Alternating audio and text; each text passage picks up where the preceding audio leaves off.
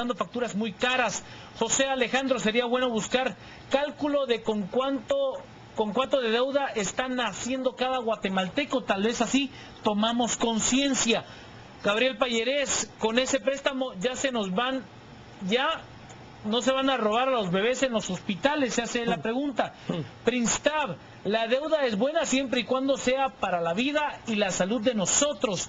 Santiago Beche Sánchez, la figura de baja ejecución presupuestaria en las dependencias del Estado debe de desaparecer y optimizar recursos. Luis Argueta, creo que sí, es necesario el préstamo para levantar los hospitales, siempre y cuando sea transparente. Víctor Leonardo, un ejemplo digno de imitar la acción en materia económica de Uribe en su primer periodo de gobierno en Colombia. Baldo, investiguen al fondo la realidad de la infraestructura de los hospitales de la provincia, es lo que nos presenta Baldo. Giovanni Bielman, estimados, no tienen la capacidad para ejecutar los préstamos de inversión financiados por la OMC.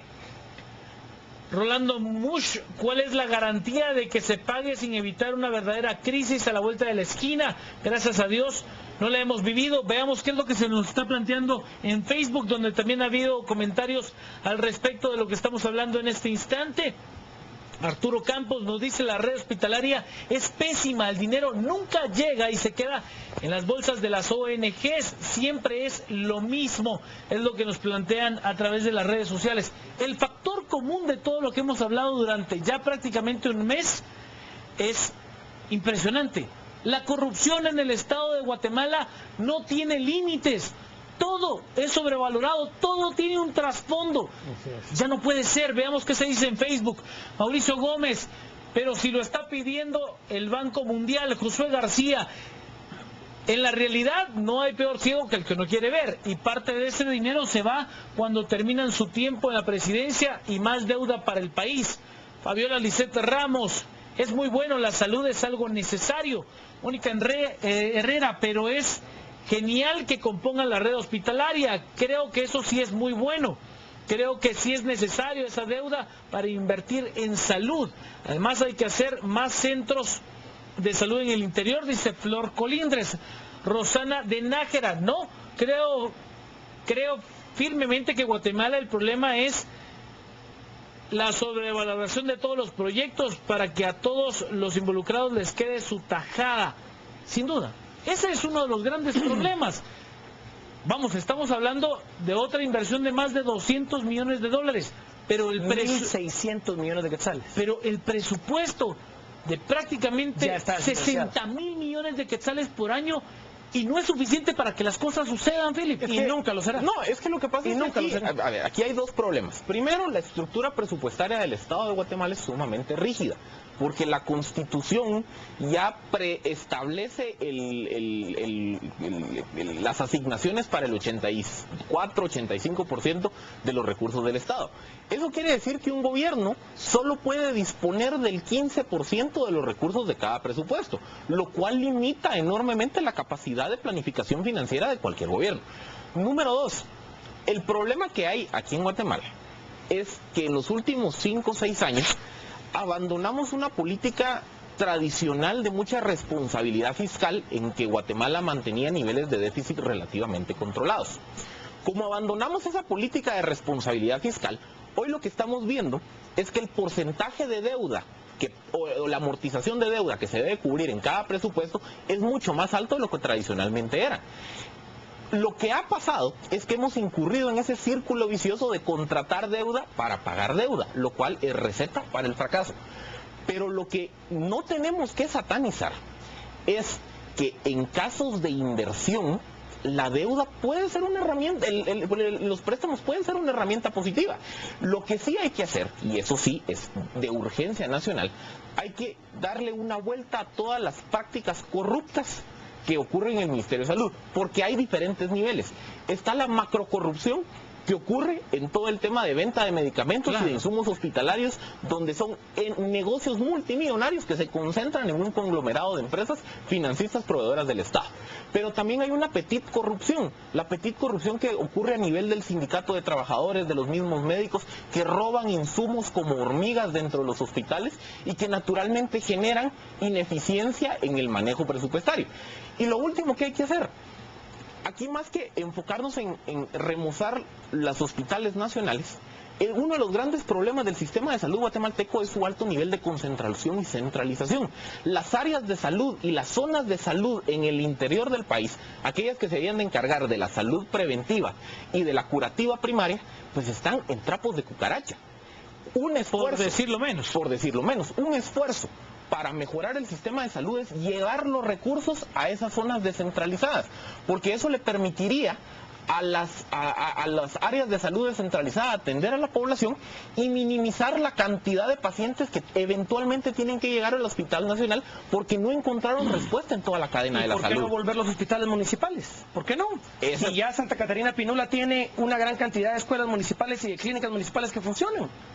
Porque el gobierno que más cuentas tiene que rendir es el gobierno municipal, porque si no, la población que vive donde vive el alcalde, lo castigan, lo repudian, y algunas veces se les va la mano, digamos, ¿verdad? Pero yo no me voy a poner a llorar por un alcalde corrupto, y creo que muchos televidentes tampoco. Sin embargo, el gran problema, y ese seguirá siendo el problema, mientras este programa siga existiendo en este status quo por los siguientes 100 años de este programa, es que cuando no hay rendición de cuenta, el burócrata hace lo que cualquier persona racional del mundo hará.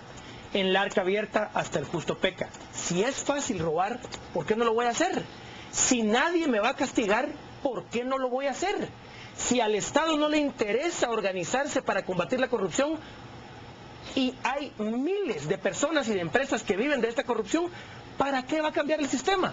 Solo va a cambiar, Juan Carlos y Filipe y queridos televidentes, cuando como guatemaltecos nos demos cuenta lo que nos cuesta por persona. En este momento, Juan Carlos, hoy, al día de hoy, un guatemalteco cuando nace debiendo 112,000 quetzales de deuda pública. ¿Quién nos preguntó?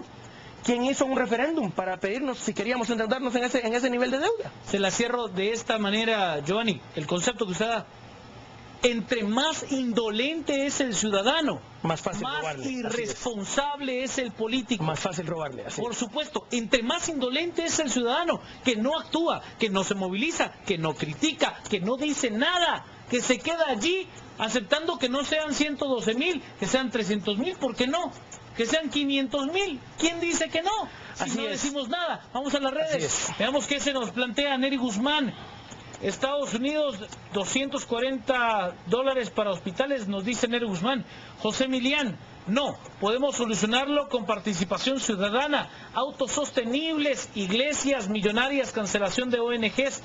Y denunciar. Bobby Loesner nos dice $240 millones podrían ser destinados al mantenimiento de la infraestructura y adquisición de equipo para hospitales, pues manifestando la noticia. Nos dice STLO, Guatemala necesita salud, infraestructura y seguridad con transparencia, ya no más deuda corrupta. Arnoldo Valdés nos dice lo malo es que el paquete de leyes de transparencia deja abierta la puerta a que el presidente gaste y gaste. César Simón, la solución a los males del Estado sería refundarlo cambiando todo el sistema. Jorge Quintana, el préstamo está bien invertido, el miedo es que no se ejecute el proyecto para los hospitales. Por una patria libre, cansa solo leer críticas, hay que cambiar Guatemala. ¿Qué proponen de cambios de fondo? Es lo que él nos dice. También Belki Millini nos dice, si el préstamo es beneficio para Guatemala, está bien, pero ¿qué nos asegura que se pagará el préstamo? Es parte de lo que se ha comentado. Cerramos el tema, Giovanni. Tengo una denuncia en Twitter y dice, hay personas a las cuales les consta de manera directa que familiares de ministros y parientes de ministros se están forrando con el dinero de la corrupción, especialmente en construcciones de todo tipo, en todas las unidades del gobierno.